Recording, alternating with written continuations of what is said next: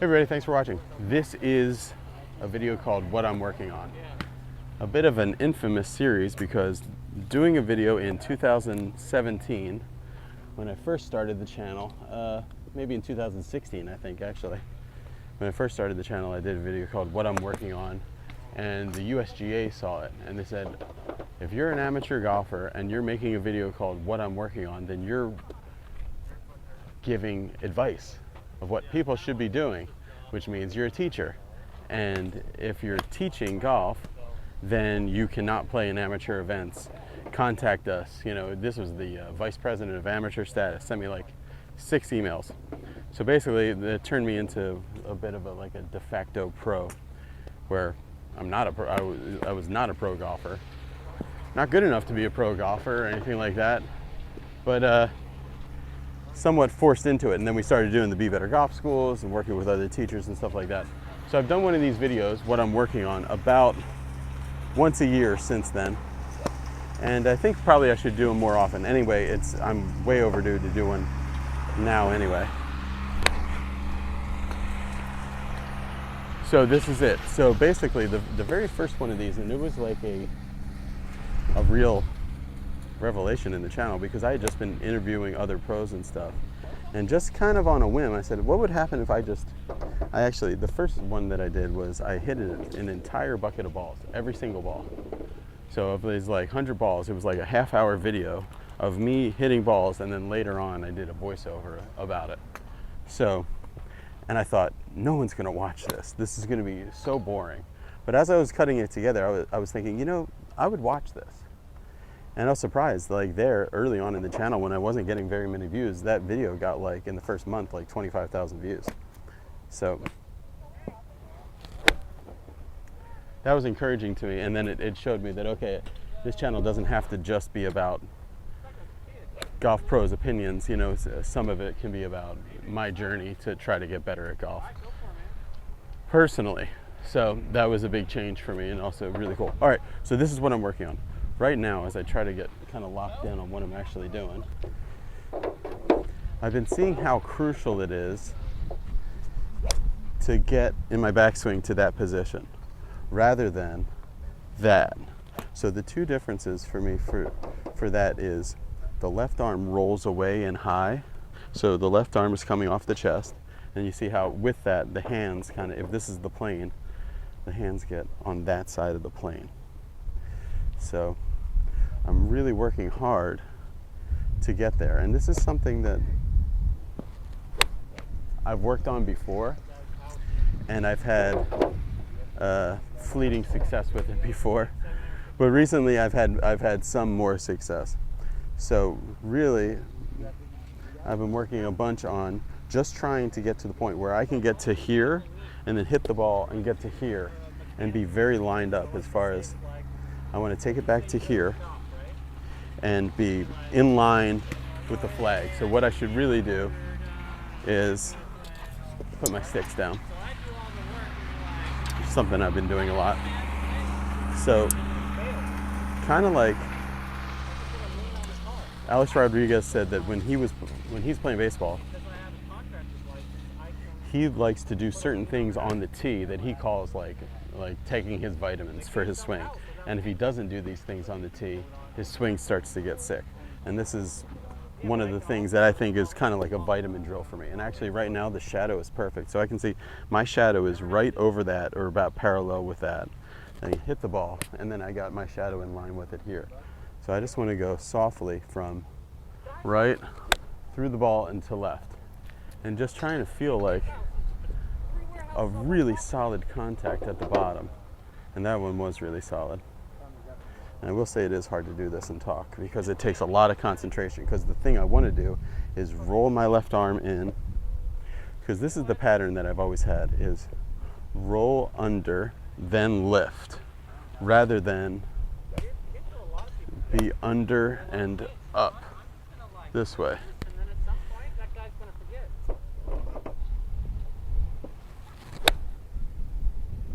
Really solid, but a little left. So I really want to get a beautiful number one kind of shot. Milo calls this a number one. this a number 2 where there's hinge, and this a number 3 where there's hinge and big turn, which is basically be a full shot, but I'm not even focusing on that yet. I'm just trying to do a 1. That was really good. The thing that I think that golf teachers are not explaining well enough is that this is the plane here. This is the plane here. See, this is the plane. So what they don't explain well, I don't think anybody really explains it very well, is, okay, if you're on this plane from here to here, if this was the only golf swing, then all golf swing would make sense. That's perfect. You're on plane and it's 1 to 1. Everything would make sense. What golf teachers don't explain really well is when you have to start bending your right arm, once you bend your right arm, you can no longer be on this plane, this initial plane here, which they call the functional swing plane. So once you have to bend your right arm, you need to do something on your downswing to get you back down to this plane again. So there's a lot of guys that are saying you go like this, you go to the top and you just turn. I'm like, well, you can't just turn, because if you're here with a bent right arm and you just turn, you're gonna be over it. So that's what I would like to be explained to me better by somebody. Hey, like, what do? You're here and something has to happen. If you're a body rotator guy, something has to happen in your tilts or something to get you back down to this position here where I'm back on this lower plane again. I talked to this, we didn't really make a great video about it, but I talked about this to Milo before, and he said, how's it going? He said, from here to here, he's widening a lot more than it looks. He's really getting wide, and then he's having right wrist extension a lot more than I do. So he's saying if you get not so much throw, but more wide and keep the wrist back, then you can rotate more. And look, when I do that, that kind of gets everything, the club being towed more through impact. But I'm trying to kind of build up to that point. So as I'm practicing, I'm trying to do a lot of these ones, number 1 position, which is just waist to waist high. Always on the functional swing plane, that was good. And the other thing I'm working on is, I hit a ton of shots when I play golf. I was noticing when I was shooting the vlogs, I hit a lot of shots where I have a lot of weight still back on my right side. And then also with that, I'm kind of like chicken winging a little bit. So when I'm hitting these just number 1 shots like this to this, I want to get fully on that left side as well. There, I was fully on my left side, I just bladed it to the right.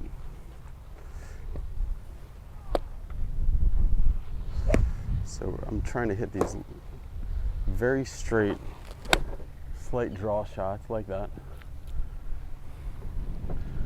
Wind push that a little bit, but that's exactly what I'm trying to do. Really get a little bit more pivot powered hands than I've had before in the past. That was okay.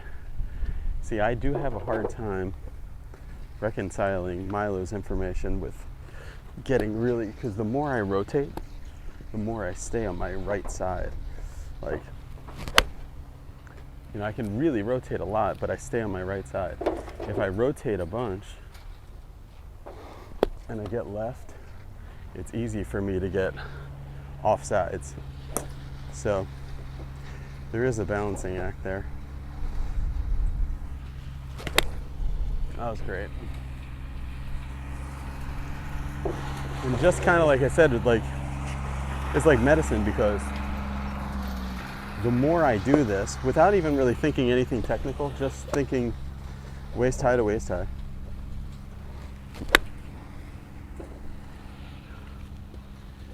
the better my swing gets.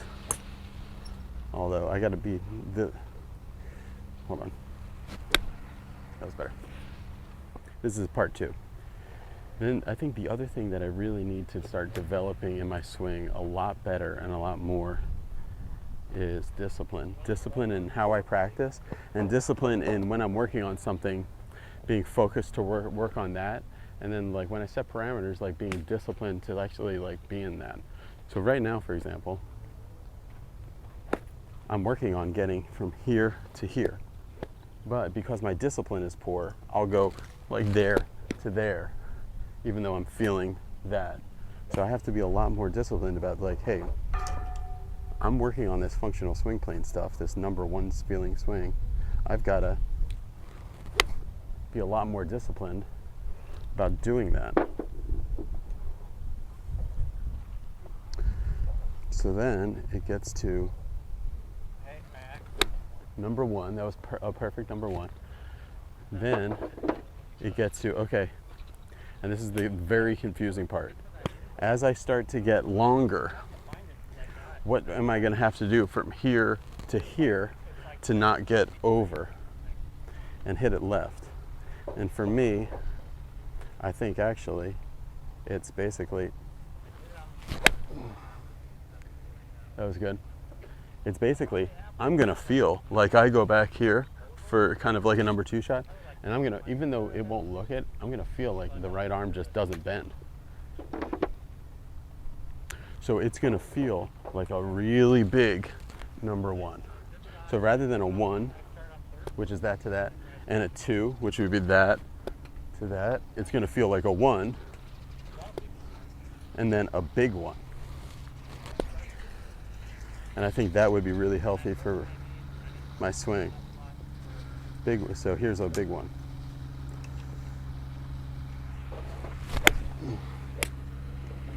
So the bottom wasn't great, but the ball went dead straight and long too. So let's do a 1, a disciplined 1, like a for real 1. That was all right. Pivot wasn't great. Let's do a disciplined 1.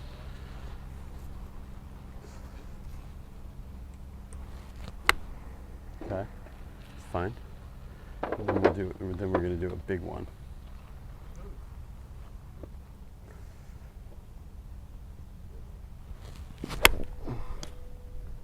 That was fine. All right, the other thing that I'm working on that I haven't really decided what I want to do yet is my grip. So when I use this grip, this is the Leadbetter grip. There's a link for it in the description. I think it's like the best grip training device there is. It's simple and it gets you into like a perfect grip. So the thumbs go on those 2 circles and there's these little, see those little like ridges on it? It's really good. Let's see if I can see that. Yeah, it's really good. And don't worry about this. This is not something I'm working on right now. So when I put this on, my left hand, it basically goes on the club like that with my regular grip. But my right hand with this is in a much weaker position, meaning this would be this would be very strong, this would be super weak, and this would be kind of neutral. Right now, my grip goes on like that. So this is much more over like that. And when I use this grip, I hit many less pulls. And I hit it a lot better with this grip on. But I've found when I switch from this grip, and I'll go to the same exact club, so that's a 50 degree. And this is a 50 degree. And when I switch to this club, I notice it's much more difficult without the grip on to hit shots with this weaker right hand grip. That was perfect though. A little to the right, which is exactly the miss that I want. I hate any and all pulls of any degree. So if I try to do a really good looking 1 with a great grip and a great pivot.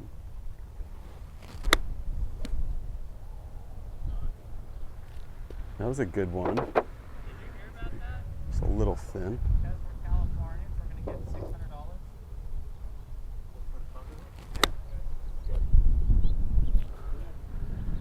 That's great. I don't think that's right. Like,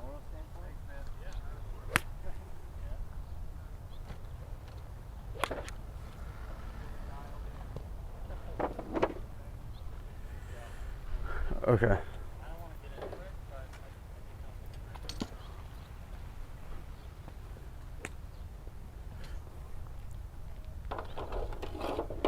All right, part 3 of this video, or actually we're not going to go to part 3 yet. So I'm trying to figure out what do I need to do to go from a 1 to a bigger swing. So if I think, see, that's me trying to go to a bigger swing and it goes left. But if I hit just a regular waist high to waist high feeling swing, it's compressed and it doesn't go left. It's dead straight with a 2-yard fade.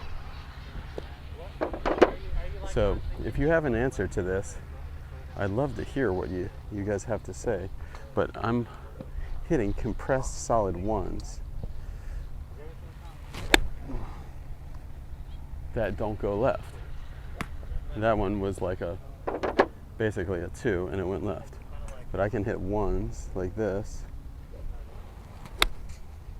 that are just like tour quality smash and really good. So that's what I need help with now. And I know that when I've talked to Milo about this exact thing, he's saying I need to get here and don't be worried about going left. I got to go left and really rotate like crazy. But the left shoulder comes away from the ball. And see, that's what keeps me from shanking it or getting to the outside of the ball. This is something Milo can explain a lot better. So that was perfect. That's probably what I needed to do. So when I was talking to Milo about this, who like right now, like Tony has gone on to be like almost strictly research and development of these products in the golf world and medical world and other things like this, wearables and whatnot. So he's not really available as a coach anymore, for me anyway, although he is still coaching in Mississippi. And so I've been really leaning on Milo for a lot of help, and then working with Paul Young locally and personally. So, and they're on the same page with a lot of stuff, Milo and Paul. So they're saying if you're confused about going from here to there, and if you're hitting that good, oh, that was terrible. Hold on. So they're saying, if you're confused about going from a 1 to more than 1 and closer to a solid shot, so do a 1. All right, that was straight. Hit the picker guy on the bounce. What Milo's saying, and I've told Paul this and he likes it, is make a backswing to here. So you, from here to here, you're feeling like you're doing the same thing that you would do in a 1. Then from here, feel like you go more straight up and a big turn. Then from here, I'm gonna feel like the left knee, hip, shoulder all gets a lot more rotated and open. And see, when I do this, the left shoulder gets further away from the outside of the ball.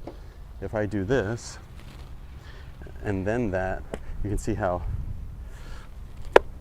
that gets the club more out and down. So what I want to do is get used to the feeling of just this to this, and then that should be the first part of my swing. This. Then from there, go this to big turn with the hands up, and then get 1, 2, 3. All that stuff on the left side out of the way. And not only out of the way, but away from the ball. And if you get this stuff away from the ball this way, look, then I physically can't even reach to the outside of the ball to hit a pull. So it goes 1, 2. And that's pure, just a little left though. So I've got to get myself into a position where I got to start thinking that, hey, rotation isn't going to put me in danger of coming over top. The kind of rotation that I'm doing has to make going over the top absolutely impossible. So that's a combination of, that was perfect. That's a combination of big huge backswing, rotate everything, but leave the extension in the wrist back here to there. And then you can let it go. Try that again because that was perfect. All right, we'll do a little progression here to finish this section. So it's a one, first of all, a little closer. That's a perfect one. Now, to go from a perfect one to a perfect full shot, we're going one to here, then hands up and a full turn. Then take this full turn and get 1, 2, 3, all this stuff out of the way, away from the ball this way. Kind of like when Mike Malaska was saying you're pulling the cords this way. It's a similar thing. But with that, you can't just do this and also have the wrist and the club go that way. You got to keep this back. So it goes that way.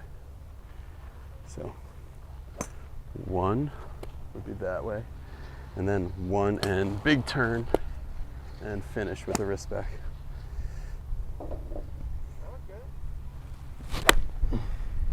I can't hit a better 9 iron than that.